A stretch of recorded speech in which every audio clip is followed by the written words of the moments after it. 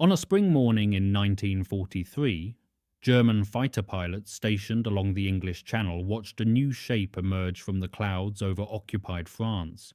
The aircraft was enormous, nearly twice the size of anything they had seen before, with a fat round nose and a body that bulged like a bottle. The pilots laughed. One radioed to his wingman that the Americans had sent flying milk jugs to fight the Luftwaffe. They called it crude, ungainly, and hopelessly outmatched against the sleek Messerschmitts and Focke-Wulfs that ruled European skies. Within 2 years, that same aircraft would destroy over 3,500 of their planes and help bring the Third Reich to its knees. 7,000 miles away, in a small design office on Long Island, New York, a Georgian immigrant named Alexander Kartveli had already anticipated this reaction. He knew his creation looked nothing like a fighter should look. He knew the experts would call it a dinosaur. But Kartveli understood something the Germans did not. In a war of attrition, survival mattered more than elegance, and the machine he had built was very, very hard to kill. The Germans believed the Americans could not build a true fighter aircraft.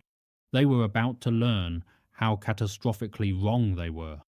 The contempt began before the first encounter. German intelligence had studied American aviation throughout the 1930s and found little to respect. American aircraft were designed for civilian use, for carrying passengers and mail across vast distances. They prioritized comfort over combat capability, range over firepower, and reliability over raw performance. The fighters America did produce seemed adequate for defending distant coastlines, but hardly suitable for the brutal close quarters combat that defined air warfare over Europe. Luftwaffe pilots had spent years honing their skills against the best the Royal Air Force could offer. They had fought Spitfires and Hurricanes, aircraft designed by nations with centuries of military tradition. They had developed tactics, doctrine, and an almost mystical confidence in their superiority. The German pilot training program was the most rigorous in the world, producing aviators with hundreds of flight hours before they ever saw combat. These men had conquered the skies over Poland, France, and the Low Countries. They had nearly broken Britain during the Battle of Britain. They did not fear whatever the Americans might send against them. The technical assessments reinforced this confidence. German engineers examined photographs and specifications of American aircraft and found them wanting. The planes were too heavy, too slow, and too cumbersome for the kind of dogfighting that decided aerial combat. American factories might produce aircraft in great numbers, but quantity could not compensate for quality. 100 mediocre fighters were worth less than 10 superb ones in the hands of skilled pilots. This was the doctrine that had built the Luftwaffe, and it had never failed them.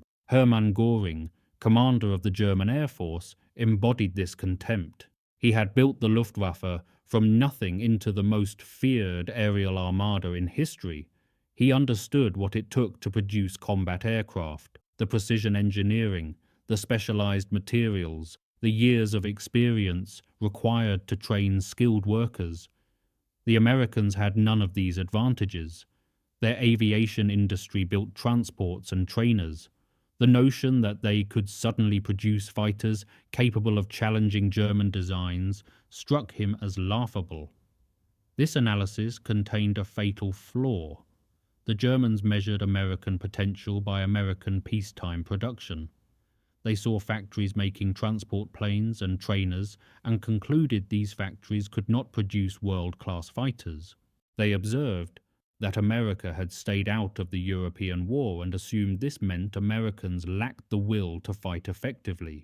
They looked at the diversity of American society and believed it would fracture under pressure. They failed to understand what happens when American industry decides to solve a problem.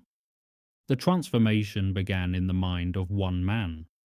Alexander Kartveli had arrived in America in 1927 as a penniless immigrant. Born in Tbilisi, Georgia in 1896, He had studied aeronautical engineering in Paris at the École supérieure d'aéronautique. While completing his studies, Kartveli supported himself by performing as a circus trapeze artist, developing the physical courage and spatial awareness that would later inform his aircraft designs. When American millionaire Charles Levine invited him to head engineering for an aircraft venture, Kartveli seized the opportunity to escape the economic hardship of post-war Europe. He joined Seversky Aircraft in 1931, working alongside fellow Georgian émigré Alexander de Seversky. The two men shared a vision of high-performance aircraft built around powerful engines and advanced aerodynamics. When the company reorganized as Republic Aviation in 1939 following financial difficulties, Kartveli became chief designer with virtually unlimited authority to pursue his concepts.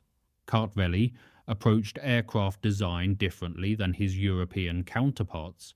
European designers started with the airframe and fitted the engine to match. Kartveli started with the mission and worked backward. When intelligence from the European Air War demonstrated that Republic's original lightweight fighter concept was inadequate against Luftwaffe aircraft, Kartveli did not try to improve it incrementally. He threw it away entirely and started over. The key insight came during a train ride from Wright Field back to New York. Kartveli realized that high-altitude performance would decide the air war over Europe. American heavy bombers like the B-17 and B-24 flew at 25,000 feet and higher to stay above most anti-aircraft fire. Fighters that could not reach those altitudes and fight effectively were useless as escorts. The solution was a turbo supercharger, a device that compressed thin high-altitude air to maintain engine power where normally aspirated engines would gasp and fail. But the turbo supercharger system was enormous. Unlike the compact superchargers used on European fighters, the American turbo supercharger required an exhaust-driven turbine that needed complex ducting, running the entire length of the fuselage. The intake air had to travel from the nose to the rear of the aircraft, through the compressor, and back to the engine. The exhaust gases had to take a similar journey in reverse. The plumbing alone would weigh hundreds of pounds, so Kartveli made a radical decision. He would design the turbo supercharger installation first and build the airplane around it. The result would be massive, the largest single-engine fighter ever built. It would weigh more than twice as much as a Messerschmitt 109. It would look like nothing else in the sky. It will be a dinosaur, Kartveli reportedly told his team, but it will be a dinosaur with good proportions. The aircraft that emerged from Republic's Farmingdale factory justified both the skepticism and the confidence. The P-47 Thunderbolt was a monster by any measure. Its Pratt & Whitney R 2800 double wasp engine displaced approximately 2,800 cubic inches across 18 cylinders, arranged in 2 rows of 9. It produced 2,000 horsepower in its initial configuration, more than any fighter engine in the world. Later variants with water injection boosted this to 2,300 horsepower and beyond. The engine alone weighed over 2,000 pounds and measured over 52 inches in diameter. The turbo supercharger system that made this power useful at altitude was an engineering marvel of the highest order. Air entered through a scoop beneath the cowling, travelled 43 feet through ducting to a General Electric compressor in the rear fuselage, and then returned to the engine through an intercooler that prevented the compressed air from overheating. Exhaust gases travelled 19 feet through separate ducting to spin the turbine wheel at speeds exceeding 20,000 revolutions per minute. This ducting glowed cherry red during full power operation, a sight that alarmed new pilots until they learned it was normal. The complexity delivered exactly what Kartveli had promised. The Thunderbolt maintained sea-level engine power to approximately 27,000 feet, an altitude where other fighters had lost nearly half their performance. It could operate effectively above 40,000 feet, reaching a service ceiling of 42,000 feet in optimal conditions. At these altitudes, the P-47 could dive on enemy fighters that could neither catch it nor escape it. The armament matched the airframe's scale and exceeded anything else in the sky. 8 Browning 50 caliber machine guns, 4 in each wing, delivered the heaviest volume of fire of any American single-engine fighter. Each gun fired approximately 800 rounds per minute. Together they put out 6,400 rounds per minute, a hurricane of steel core bullets that could tear apart any aircraft in seconds. Ammunition capacity of 425 rounds per gun in late production models meant pilots could fire for nearly 30 seconds continuously, an eternity in aerial combat where most engagements lasted only seconds. The 50 caliber round itself was a devastating projectile. Achieving muzzle velocities approaching 2,900 feet per second, it could penetrate nearly an inch of hardened steel armor at close range. Against aircraft skin and structure, the effects were catastrophic. A single hit could sever control cables, rupture fuel lines, or kill the pilot. 8 guns firing together created a cone of destruction that was almost impossible to avoid at close range. American pilots who first saw the Thunderbolt shared the German skepticism. The aircraft they received bore little resemblance to the nimble fighters they had trained on. The cockpit sat so high off the ground that pilots needed a ladder to climb in. Once inside, they found a cockpit spacious enough to move around in, utterly unlike the cramped confines of smaller fighters. The wings seemed too short for the massive fuselage. Taxiing required constant weaving because the long nose completely blocked forward visibility. Veterans of smaller fighters felt like they were flying a delivery truck. The nickname came quickly and stuck permanently. Someone noticed the fuselage profile resembled a milk jug, and the name became universal. The Jug. Pilots said it with a mixture of affection and resignation, the way a soldier might name an ungainly but reliable mule. Other nicknames followed: the flying milk bottle, the 7-ton milk jug. Each emphasized the same point. This was not a graceful machine. It was a brute built for survival. The first combat missions revealed both the aircraft's limitations and its potential. On March 10, 1943, P-47s of the 4th Fighter Group attempted their first fighter sweep over occupied France. The mission was a complete failure. The radios, American models incompatible with the British ground control system, malfunctioned across the entire formation. Pilots could not communicate with each other or with controllers who were supposed to vector them toward enemy aircraft. The entire group had to abort and return to base without encountering the enemy. The radios had to be replaced with British equipment before operations could resume. This humiliating setback reinforced doubts about American equipment and capabilities. The pilots who had volunteered to transfer from the Royal Air Force to the American 8th Air Force wondered if they had made a terrible mistake. The real combat debut came on April 8, 1943. And on April 15, Major Don Blakesley of the 4th Fighter Group achieved the first P-47 aerial victory, shooting down a Focke-Wulf 190 near Ostend, Belgium.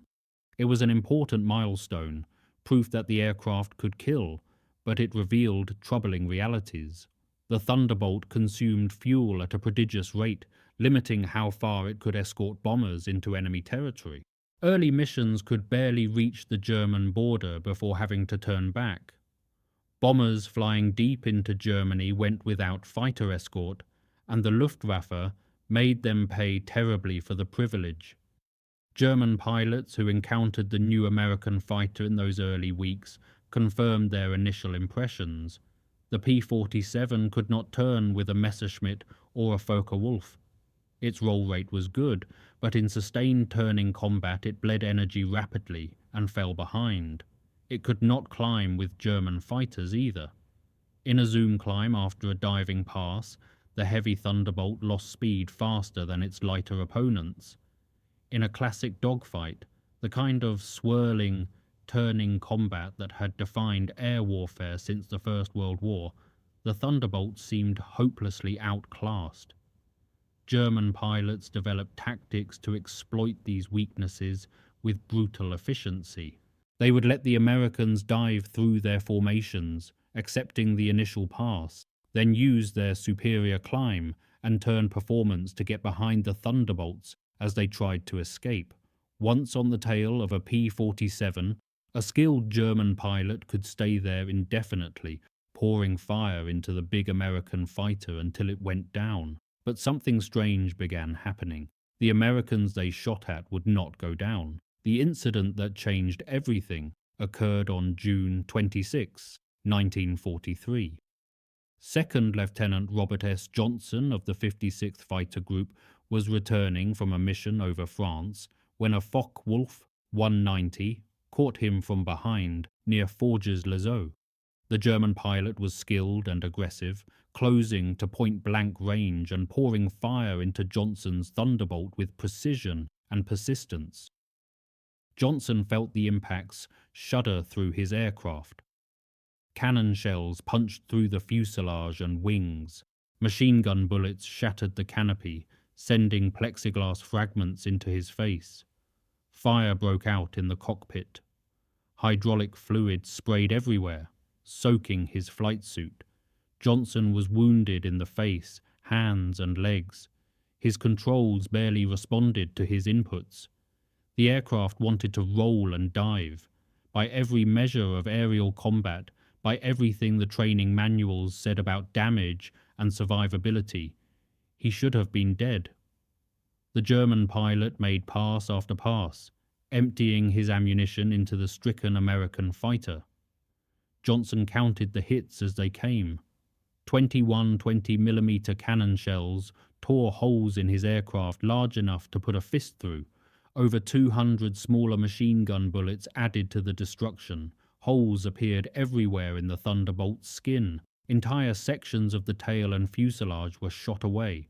Control surfaces hung in tatters, yet the engine kept running. The wings stayed attached. The aircraft kept flying. Finally, the German pilot pulled alongside Johnson's shattered cockpit. Through the broken canopy, Johnson could see his enemy clearly, close enough to see the expression on his face. According to Johnson's account, the pilot shook his head in what appeared to be disbelief at what he was witnessing, raised his hand in what Johnson interpreted as a salute of professional respect, and broke away. He had exhausted every round of ammunition he carried against an aircraft that refused to die. The identity of this German pilot remains unknown despite decades of research, though some historians have suggested he may have been from the second group of Jagdgeschwader 26. Johnson nursed his crippled Thunderbolt back across the English Channel, fighting the controls every mile. The aircraft wanted to spiral and dive, and only constant pressure on the stick kept it level. He could not lower his landing gear because the hydraulics had been shot away. He landed gear up at his base in England, sliding across the grass in a shower of sparks. Ground crews counted the holes in his aircraft and could not believe anyone had survived. The Thunderbolt was so badly damaged it had to be scrapped, but they photographed it extensively first. The images became famous throughout both air forces.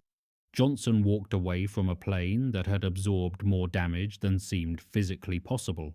His aircraft, a P-47 C2 with the serial number 416235, had proved something that changed the entire air war. The story spread rapidly. American pilots began to understand what they had. The Thunderbolt was not a dogfighter. It was not designed to turn and climb with Messerschmitts. It was something else entirely. It was a flying tank, an aerial weapons platform that could absorb punishment beyond imagination and keep fighting. German pilots began to understand what they faced. The aircraft they had dismissed as an ungainly barrel was, in fact, nearly indestructible. The technical reasons for this survivability became clear through careful analysis. The air-cooled radial engine had no vulnerable coolant system. Liquid-cooled engines like those in the Messerschmitt 109, the P-51 Mustang, and the Spitfire depended on circulating coolant to prevent overheating. A single bullet through the cooling system, whether it hit the radiator, the lines, or the engine block itself, meant the aircraft was doomed. The coolant would leak out, the engine would overheat, and within minutes it would seize. The R-2800 could lose entire cylinders and keep running. Individual cylinders could be shot completely away, and the remaining 17 would continue to produce power. The aircraft's sheer size distributed vital systems across a larger area than any other fighter. The fuel tanks were spread throughout the aircraft rather than concentrated. The control cables ran through protected channels with redundant routing.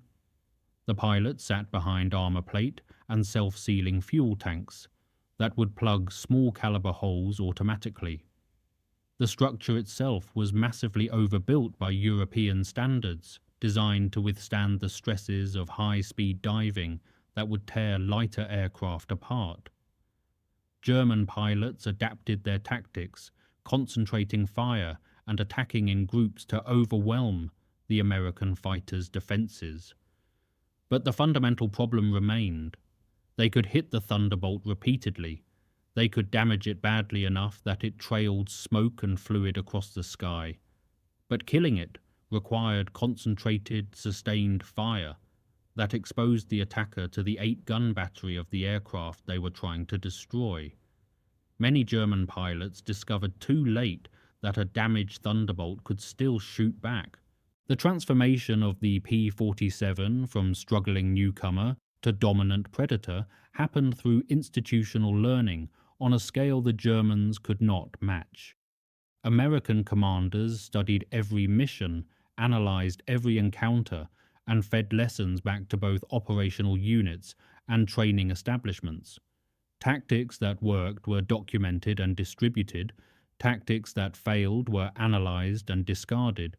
The feedback loop between combat and training operated continuously, improving both with each iteration. The introduction of external drop tanks extended range dramatically and changed the strategic equation. The belly-mounted tanks added enough fuel for deep penetration missions. On July 28, 1943, P-47s reached the German border for the first time using 200-gallon pressurized belly tanks. Later, underwing drop tanks in various sizes extended range even further. The Thunderbolt that could barely escort bombers past the French coast in April was reaching into Germany itself. By autumn, the pilots learned to fight to the Thunderbolt's strengths instead of against them. The aircraft could dive faster than anything in the sky, exceeding 500 miles per hour in a powered descent. This was faster than the speed of sound at sea level, though at altitude the thinner air meant the actual speed remained subsonic. German fighters could not follow without experiencing compressibility effects that locked their controls and made recovery nearly impossible. Thunderbolt pilots developed tactics that converted altitude into speed, diving through enemy formations with guns blazing, then using that speed to zoom back up to altitude before the Germans could react. The 56th Fighter Group became the proving ground for these tactics. Under Colonel Hubert Zemke, the unit developed aggressive techniques that maximized the Thunderbolt's advantages. Zemke was a demanding commander who drilled his pilots relentlessly.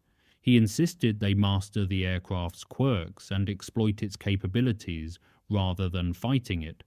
He developed the concept of fighter sweeps that cleared the sky ahead of bomber formations, engaging German fighters before they could reach the vulnerable bombers. The group became known as Zemke's Wolfpack, and its kill record climbed steadily throughout 1943 and 1944. The 56th produced more aces than any other fighter group in the 8th Air Force. It was the only group that declined the opportunity to transition to P-51 Mustangs when those aircraft became available. The pilots knew their Thunderbolts, trusted them, and had developed tactics that made them devastating in combat. They saw no reason to change. The aces who emerged from this crucible became legends of American aviation. Francis Gabreski, the son of Polish immigrants from Oil City, Pennsylvania, became the leading American ace in Europe with 28 confirmed aerial victories, all scored in P-47s. Gabreski had initially struggled, going months without scoring a kill while watching other pilots build their totals, but he persisted, studied the tactics of successful pilots, and developed his own style that emphasized patience and precise gunnery. "Wait till you get them right in the sights," Gabreski advised younger pilots, then short bursts. "There is no use melting your guns." This disciplined approach transformed him into a deadly hunter. He flew over 150 combat missions, an extraordinary total that reflected both his skill and his luck. His luck ran out on July 20, 1944, when his propeller struck the ground during a strafing pass against a German airfield near Bassenheim. Gabreski survived the crash and evaded capture for 5 days before German forces found him. He spent the rest of the war in Stalag Luft 1. He later proved his skills were not platform dependent by scoring 6.5 additional victories, flying F-86 Sabres in Korea, becoming one of only 7 American pilots to achieve ace status in 2 wars. Robert S. Johnson, the pilot who survived the June 26 attack, went on to score 27 confirmed victories, second only to Gabreski among European Theatre P-47 aces. He became the first American pilot in Europe to surpass Eddie Rickenbacker's World War I record of 26 kills, a milestone that made national news in America. Johnson's combat philosophy emphasized the Thunderbolt's strengths rather than lamenting its weaknesses. The P-47 was faster, he later said in an interview with a military history publication. It just did not have the climb and range the Mustang did, but it had speed, roll, dive, and the necessary ruggedness. This pragmatic assessment captured what made successful Thunderbolt pilots effective. They accepted the aircraft's limitations and built their tactics around its strengths. In the Pacific Theater, Colonel Neel Kearby demonstrated the Thunderbolt's effectiveness against Japanese aircraft, which were even more lightly built than German fighters. On October 11, 1943, Kearby led a flight of 4 P-47s against a formation of approximately 48 Japanese fighters near Wewak, New Guinea. The Americans had altitude advantage, and Kearby led them in a diving attack that scattered the Japanese formation. In 15 minutes of furious combat, Kearby personally shot down 6 enemy aircraft, a single mission record that earned him the Medal of Honor. His tactics exploited the Thunderbolt's devastating diving speed and heavy firepower against the lightly armored Japanese fighters. Where German aircraft could sometimes absorb 50 caliber hits and keep fighting, Japanese fighters often disintegrated under the same punishment. Kearby achieved 22 total victories before his death in combat on March 10, 1944, when his aircraft was shot down during a mission over New Guinea. The numbers told the story of transformation with brutal clarity. By the end of the war, P-47 pilots had claimed 3,752 enemy aircraft destroyed in aerial combat worldwide, across every theatre from Europe to the Pacific to the China, Burma, India region. In the European theatre alone, they accounted for over 3,500 Luftwaffe aircraft destroyed. The kill ratio reached 4.6 to 1, meaning for every Thunderbolt lost in aerial combat more than 4 enemy aircraft went down. The 8th Air Force's P-47 groups achieved an even more impressive ratio, approaching 7-1. Even more remarkably, the Thunderbolt achieved the lowest loss rate of any major American fighter. Less than 1% of P-47 combat sorties resulted in aircraft lost to all causes, with some estimates placing the figure at approximately 0.7% per mission. Compare this to the P-51 Mustang, which suffered higher losses despite being considered the superior air-to-air platform. The P-38 Lightning, with its twin engines and twin booms, lost aircraft at an even higher rate. The Thunderbolt's ruggedness translated directly into pilots surviving to fly again, accumulating experience that made them more deadly with each mission. But the Thunderbolt's greatest contribution came not in air-to-air combat, but in a role its designers never anticipated. As the P-51 Mustang arrived in numbers during late 1943 and 1944, its superior range made it the preferred bomber escort for deep penetration missions into Germany. The Mustang could fly to Berlin and back, staying with the bombers throughout their mission. The Thunderbolt, with its shorter range even with external tanks, was increasingly assigned to tactical operations. This apparent demotion actually revealed the aircraft's true calling. The same characteristics that made the Thunderbolt nearly impossible to shoot down made it devastating in the ground attack role. Its air-cooled engine shrugged off the small arms fire, and light flak that shredded liquid cooled fighters attacking at low altitude. A single rifle bullet through a Mustang's belly-mounted radiator meant a dead engine within minutes. The Thunderbolt's radial engine could absorb dozens of such hits and keep running. Its 8-gun battery could destroy anything that moved on the ground. Trucks, trains, armored vehicles, artillery pieces, even tanks fell victim to the concentrated firepower of a strafing Thunderbolt. Later variants added bomb racks and rocket rails that transformed the fighter into a true fighter-bomber. Each Thunderbolt could carry up to 2,500 pounds of bombs on wing and belly hardpoints, plus 10 5-inch high-velocity aircraft rockets. This ordnance load exceeded what many dedicated light bombers carried. A flight of 4 Thunderbolts could deliver more explosives on a target than a formation of medium bombers, with greater accuracy and the ability to make repeated passes. On D-Day, June 6, 1944, Thunderbolts from both the 8th and 9th Air Forces supported the invasion in strength.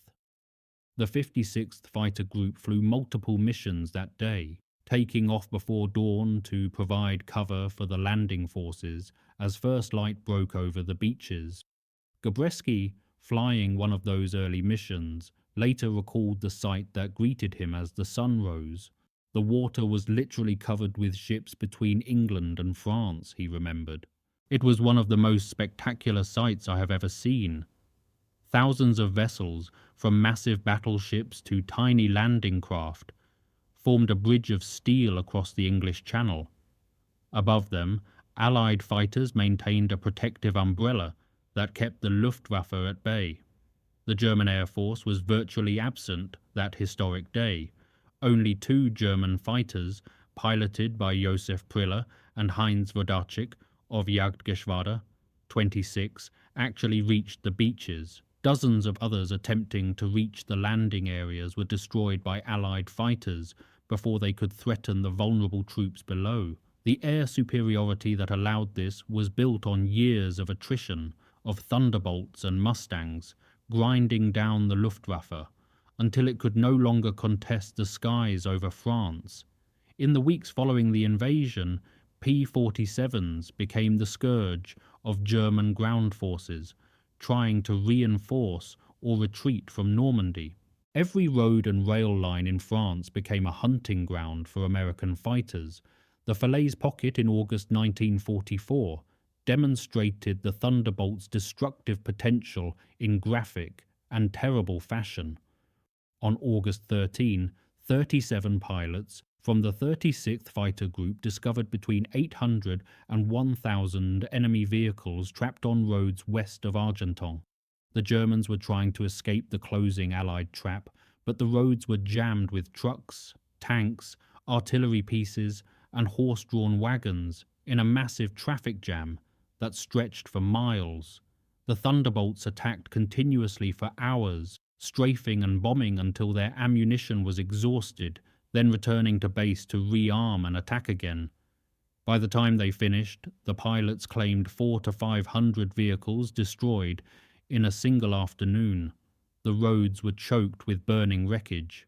At Roncy on July 29, the 405th Fighter Group caught another trapped German column and claimed 66 tanks, 204 vehicles, and 11 guns destroyed during a single 6.5-hour assault. The actual numbers destroyed may have been lower than pilot claims suggested, as wartime verification was nearly impossible, but the impact on German operations was undeniable. The Luftwaffe's desperate attempt to reverse the tide came on January 1, 1945, in Operation Bodenplatte. In a massive surprise attack timed to coincide with the Ardennes offensive, German fighters struck Allied airfields across Belgium, the Netherlands, and France. The attacks achieved tactical surprise on several fields, catching aircraft on the ground and destroying them before they could take off. At the Y-34 airfield near Metz, aircraft from Jagdgeschwader 53 caught the 365th Fighter Group completely off guard. 22 Thunderbolts were destroyed on the ground, and 11 others badly damaged in the attack. It was the worst single-day loss for a P-47 unit in the entire war. But the operation that was supposed to cripple Allied air power instead demonstrated how thoroughly the balance had shifted. At Asch in Belgium, the 352nd Fighter Group, equipped with P-51 Mustangs, was prepared when German fighters appeared over the field. Squadron Commander John C. Meyer had studied intelligence, suggesting the Germans might attempt something desperate, and he had 12 aircraft armed and ready for immediate takeoff. In the ensuing battle, Meyer's pilots shot down nearly half the attacking force without losing a single aircraft. The group earned the French Croix de Guerre with Palm for its performance that morning. Across all the attacked airfields, German losses exceeded 270 aircraft destroyed, including many experienced pilots who could not be replaced. The Luftwaffe never recovered from Bodenplatte.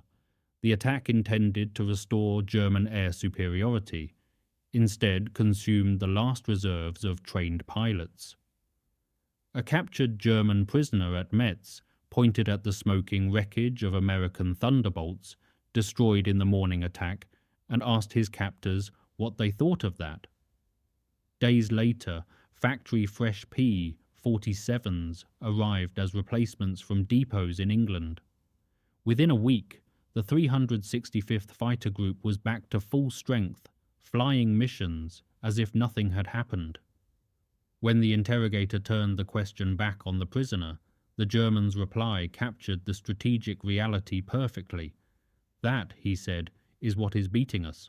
American factories had transformed the P-47 from an experimental prototype into an avalanche of air power that could absorb any loss and keep coming.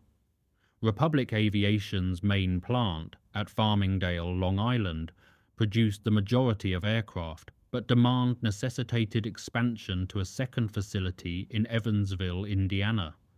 At peak production, the combined facilities turned out 28 aircraft per day, more than one per hour, around the clock.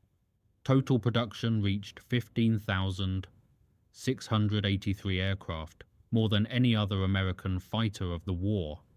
The Evansville plant alone produced 6,242 Thunderbolts, roughly 40% of the total output. This dispersed production ensured that no single disaster could cripple the supply of aircraft to combat units. The P-47D became the most numerous variant, with 12,558 built across 29 different production blocks. Each block incorporated improvements based on combat experience and manufacturing refinements. The transition from the original Razorback rear fuselage to the teardrop bubble canopy, introduced in the D-25 variant, dramatically improved rearward visibility that had been a dangerous blind spot in earlier aircraft. High-speed P-47M variants achieved 473 miles per hour in level flight, fast enough to catch German V-1 flying bombs and the new jet fighters that began appearing in late 1944. Long-range P-47 N variants featured redesigned wings with internal fuel capacity of 556 gallons for Pacific operations where the vast distances between islands demanded extreme range. Production efficiency drove down costs dramatically as the factories learned their craft. Early Thunderbolts cost approximately $113,000 each. By 1945, the price had fallen to $83,000, a reduction of over 25%. This remained more expensive than the P-51 Mustang at $51,000 to $58,000, reflecting the Thunderbolt's greater size, more powerful engine, and heavier armament. But the cost per mission, accounting for survivability and return rate, told a different and more favorable story. The Thunderbolt served not only American forces but allies around the world through the Lend-Lease program.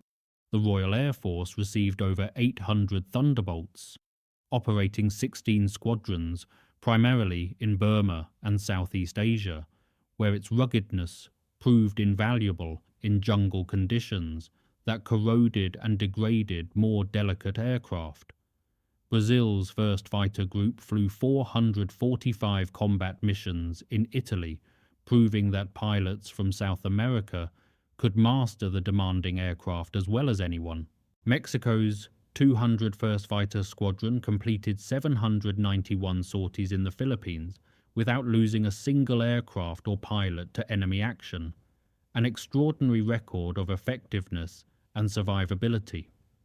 The Soviet Union received approximately 200 Thunderbolts but found them ill-suited to Red Air Force doctrine, which emphasized low-altitude operations where the turbo supercharger provided no advantage.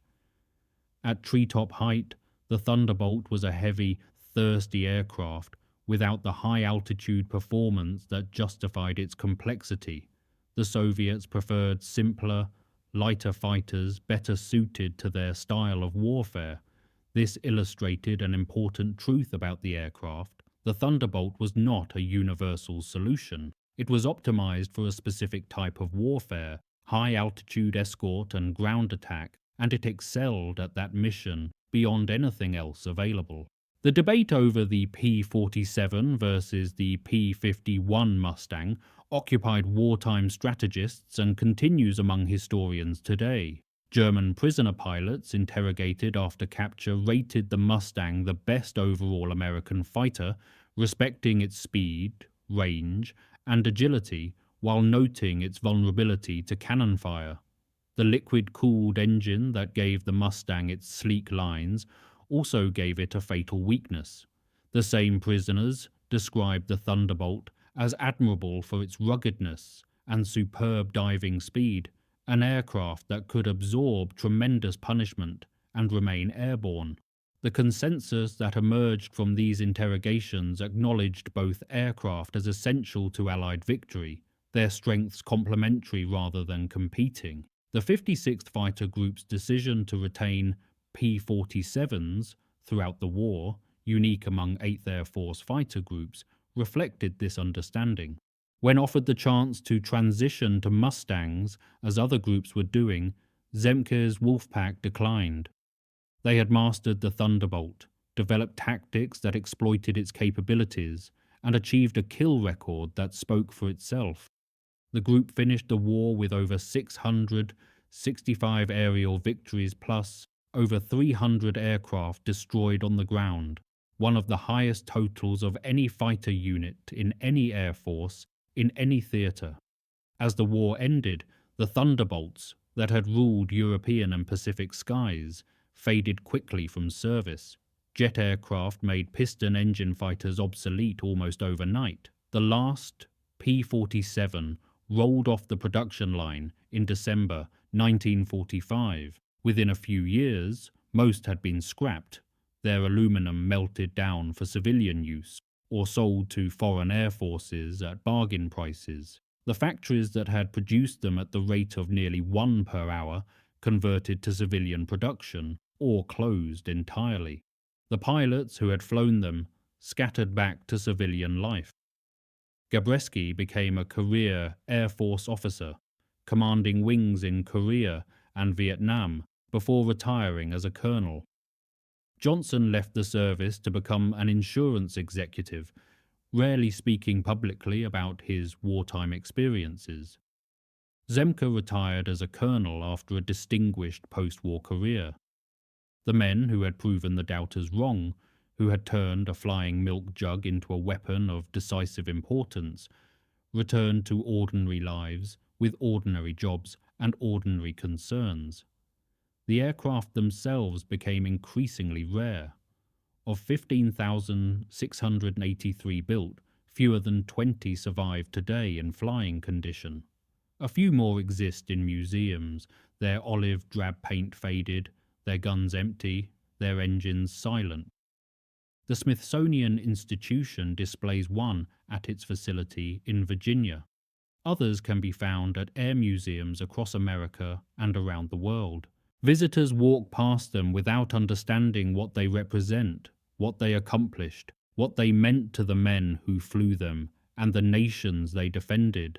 The lesson of the P-47 Thunderbolt is not simply a story of an effective weapon, it is a story about the danger of assumptions, about what happens when experts measure potential by current performance rather than underlying capability. German pilots looked at the Thunderbolt and saw what they expected to see, an ungainly aircraft that could not compete with their sleek fighters in traditional combat.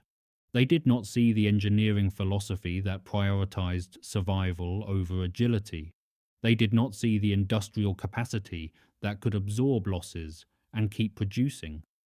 They did not see the institutional learning that transformed initial failures into refined tactics.